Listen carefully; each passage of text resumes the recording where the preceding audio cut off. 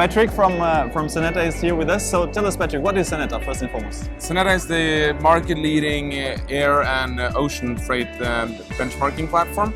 Yes. That provides market intelligence to shippers, forwarders, carriers, and various players in the ecosystem around. Awesome. And how do you specifically help some of your clients? I mean, give us some examples of, do you cut their cost?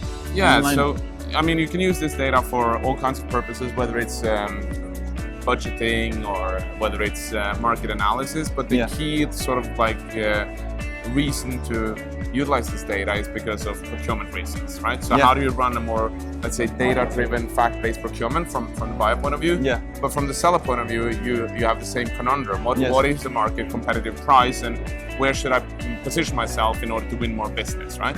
Super. So those are some of the use cases. And this is a huge conference, huge fair. What's your takeaways after these days? I mean, what's your key things that you're going to go back and ponder and then action on?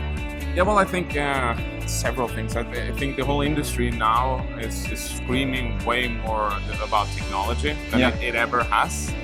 But not only that, it's more the adoption of technology that has truly changed. So I think for years we've seen a keen interest. Now it's getting more widely adopted. And taking with me sort of back would be that sort of positive attitude towards technology, which is really inspiring because we've been in the business for quite some years, sort of a little bit battling that inertia, and to see that it's finally coming about and getting the position that technology serves to have in any business, right?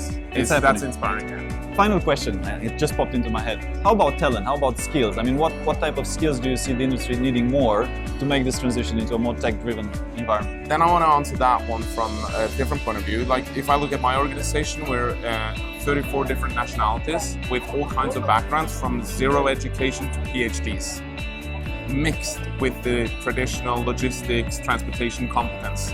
And I think exactly that mixture is what's going to bring and drive the industry forward.